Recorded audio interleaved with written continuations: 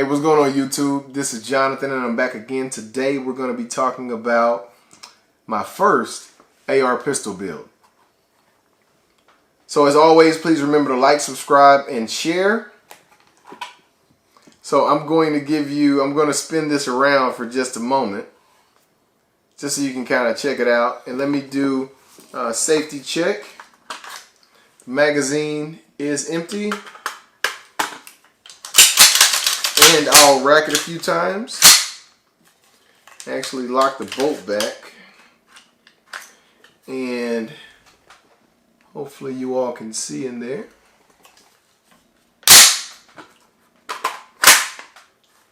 So this is my first AR pistol build. And I am really excited about this. And I think you all are going to be really excited about it in just a moment. So let me start talking about it. One of the first things that I did, well, first of all, let's talk about the first piece of it, right? So the bottom, the lower is an Aero Precision lower, and also the upper is an Aero Precision upper as well, with a 7.5 inch barrel. And I went with a 7.5 inch barrel, even though I saw a lot of videos on YouTube where people were talking about the accuracy and things of that sort. I really wanted it to be a true bag gun, right? So everyone talks about, you know, bag guns and things of that sort, you know, or truck guns, and I really wanted it to be as short as possible because I went on a trip and I did take my Tavor, but it didn't really fit in the bag that I was, you know, one of the bags that I was using. So that was kind of like, I need something shorter, and I had already been thinking about, you know, putting together an AR-15 pistol. So that was the perfect opportunity after I got back from that trip. And let's go over what I actually added, or some of the things that I actually added. So this is Strike Precision foregrip, and these are some normal, just, you know, regular Magpul M-Lock grips for the side. This is a similar light that you all have probably seen before. This is the same light that I have on my Tavor, which is the XT11 GT, which is a 2000 lumen light, aluminum cased, and I do have a pressure switch here, right here in the front, and I'll kind of, you know, demonstrate that in just a little bit. And I also went with the Spitfire AR reticle, the same one that I have from, you know, for my Tavor. And the reason I went with these two items that I already have on my Tavor is just, you know, muscle memory, right? So I already know them. I already really like it. The Spitfire is by far, hands down, the cleanest reticle you'll be able to find. If you can find a clearer reticle for an AR type platform or an AR type rifle, please let me know. I did look at the Holosun, you know, the different Holosun holographic reticles. I did not really like those just because that dot is so blurry. I like precision, so I feel like the Spitfire is definitely precise and very on point. Also, the fact that the reticle is etched in, which means if this battery that lasts a really, really long time and it uses one AAA battery to power, you can go red or green, and it has about 12 different light settings for each. But even if the battery goes dead, the reticle is etched into the glass, and the glass is crystal clear. So you won't have any issue, especially, you know, if you're doing, you know, clearing a home or something of that sort, and you're using the light, you'll be able to see the reticle just fine.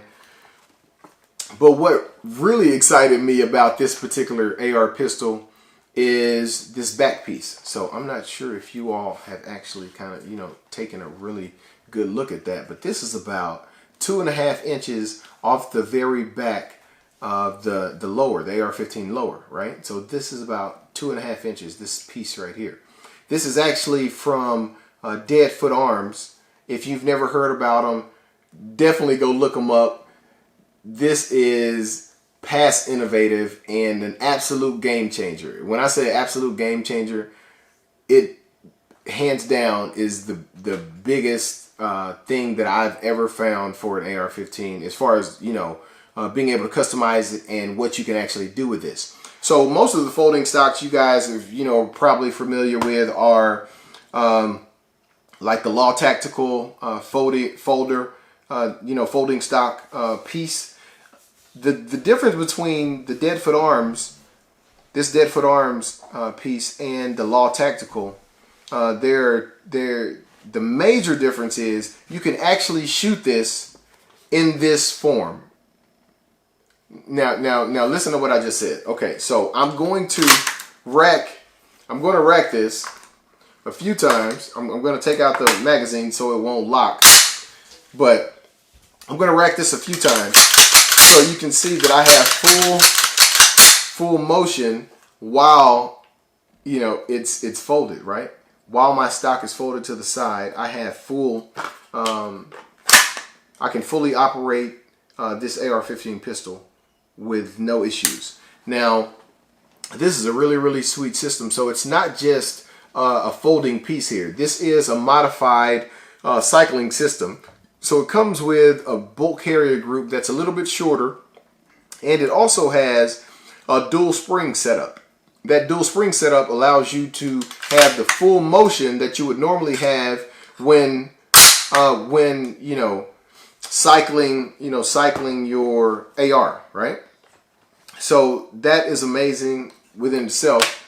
And this being able to fold out, you know, and have it at the length that is comfortable for you, you know, while operating your AR pistol or your AR just in general, right? So they have it for AR 5.56, 223 type setups. I believe they have it for 308 as well, I want to say.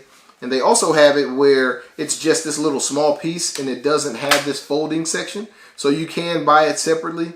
But the Law Tactical, I believe, was right around, oh wow, what was it?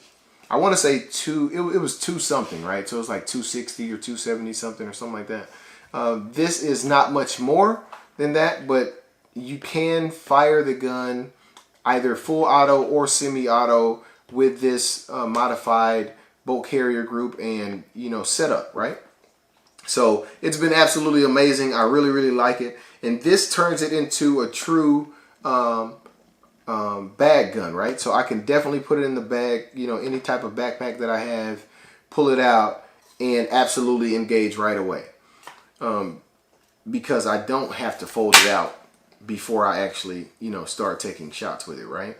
And that's what was really innovative to me and an absolute game-changing feature, I believe. So please let me know what you guys think about it. Like I say, I really like it.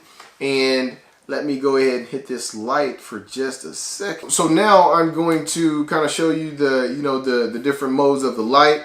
This is a switch that I placed on here, and what's so funny is when you purchase this, I purchased this as a kit, and I'll have this whole little setup with the light and the switch and the bracket for it. I'll have that, but the back of this light is waterproof as well, or the back of this switch is waterproof right here. Let me go ahead and hold that up for you really quick. So the back of that is waterproof, and it's really slick. So what I did was I used some double-sided Gorilla Tape. It's clear double-sided Gorilla Tape. So what I had to do was put super glue on the back of this and then super glue it to that double-sided tape.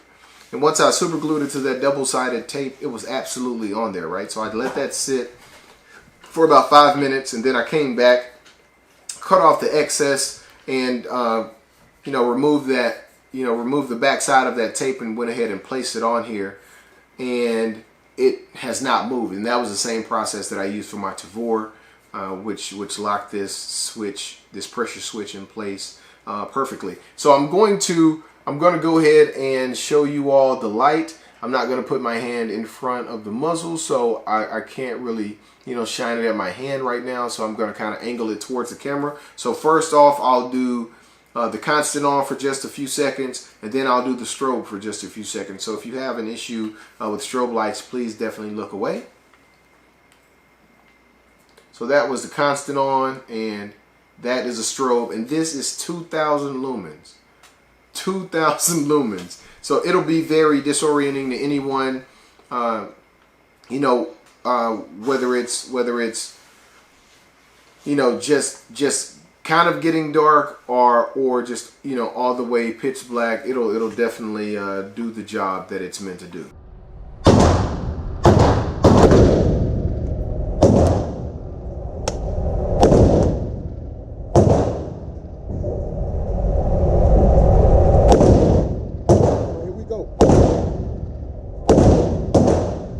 So I am going to shoot it with from the photograph.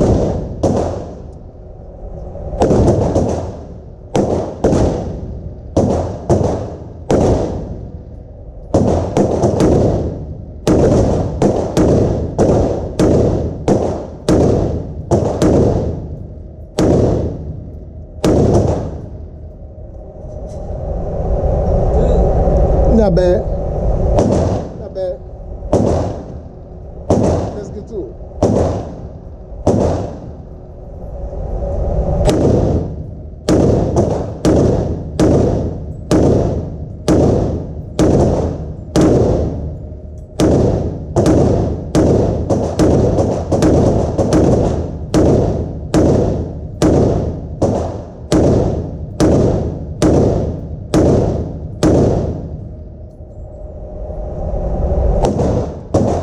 System on it is just spectacular. I really like it, and I just don't know what took me so long to actually go ahead and do it. But you know, whatever the case may be, I'm definitely glad that I did it, and this is the result. So if you all, you know, just you know, definitely let me know what you all think of it. You know, if there's something that that I should add to it, or you know, something that you don't really think that I need on it, or whatever the case. I just kind of want to hear, you know, you all's opinion. And that's pretty much it. Please remember to like, subscribe, share, and as always, be safe.